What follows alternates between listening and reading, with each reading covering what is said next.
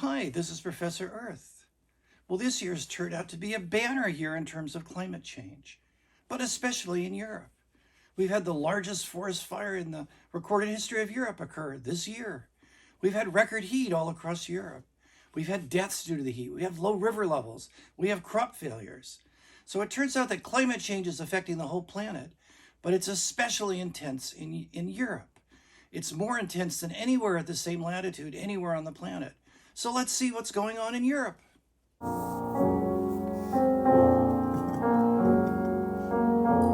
Let's start out by specifying that everywhere on the planet is getting warmer right now, but that warming seems to be accelerating. And if we look at Europe in particular, the dark colors on this map show temperature anomalies where things are especially warm. And Europe has the biggest and hottest anomaly anywhere in the temperate latitudes. Is this something to worry about? Well, you're darn tootin' it is, because already we're seeing very negative effects. The most obvious effect is that the days are getting hotter and hotter. We're seeing new record high temperatures all across Europe, north to south and east to west.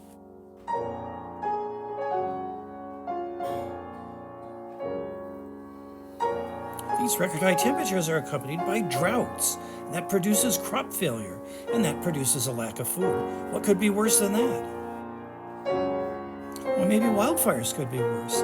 This year saw the largest ever wildfire in historic time in all of Europe. And the high temperatures caused thousands of other bad things to happen.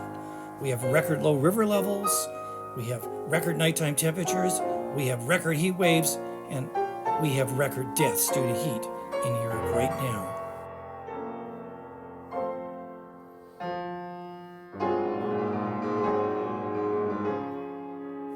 So why is Europe getting hotter faster than other places at temperate latitude?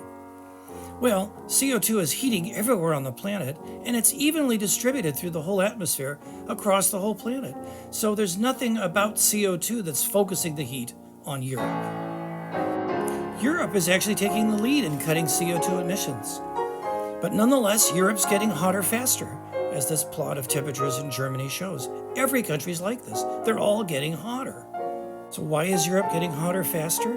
Well, let's start with the fact that solar energy is not evenly distributed around the planet. It's hotter at the equator and cooler towards the poles. The fact that it's hottest around the equator explains why we have tropical rainforests around the equator. This is the zone where we get lots of evaporation and lots of precipitation produced by warm water rising up and then coming down as rain in the equatorial zones. As the rain falls around the equatorial zone, it leaves behind hot, dry air that then circulates away from the equator, and it moves to the north and south around the equator and descends to the Earth at about 30 degrees north and south latitude, forming what are called Hadley cells. These Hadley cells are part of a very complicated system that redistributes heat around the entire planet. But we're just going to focus on the Hadley cells and their effect on the temperature in Europe.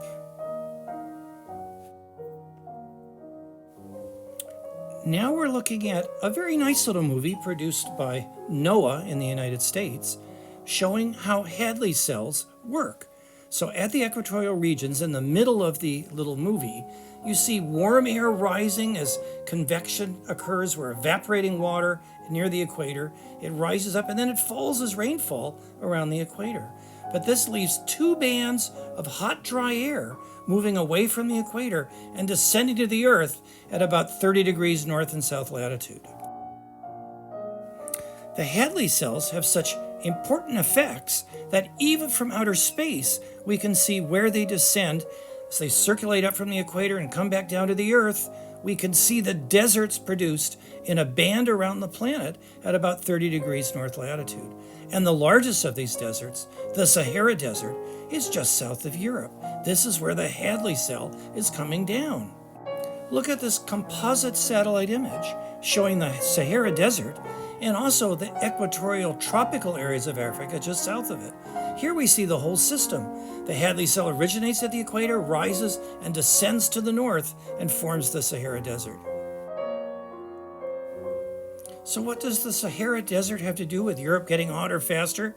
I'm getting to that, but first let's look at the south edge of the Sahara Desert.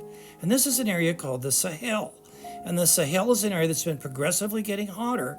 It's undergoing what is called desertification. The Sahara Desert is advancing south into the Sahel. The reason the Sahara Desert is slightly expanding southward is that the Hadley cell is known to be getting stronger, more intense, and also broader and wider. And on the south edge, this is causing the Sahel to be affected by expansion of the Sahara Desert. So what's happening on the north edge of the Hadley cell? On the north side of the Hadley cell, on the north of the Sahara Desert, is the Mediterranean and then Europe itself. So as the Hadley cell gets broader and stronger, it begins to send warmer and warmer temperatures north into Europe. And that's why Europe is getting hotter faster. Europe is the new Sahel. It's being affected by the same mechanism that's causing the Sahel to face desertification. In Europe, we're facing hotter and hotter and drier conditions.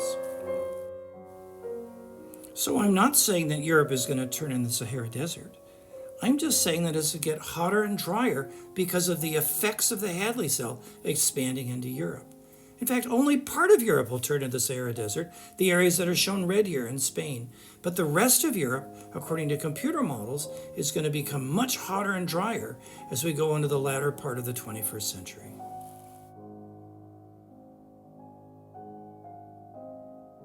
Hi, well, this is Professor Earth back again, and we've been reviewing the situation in Europe. Of course, the whole planet is getting warmer because of the excess CO2 in the atmosphere, global warming, but Europe is getting hotter faster than anywhere else at temperate latitudes around the planet. And we've discussed exactly why this is. We looked at this Hadley cell, and we saw how the expansion of the Hadley cell is driving heat waves, forest fires, droughts, and all kinds of heat-related problems in Europe. And now that we understand what the issue is, we can also look forward and say, it's not going to get any better. As global warming increases, the Hadley cell will intensify, and heating in Europe will continue to be worse than anywhere else on the planet.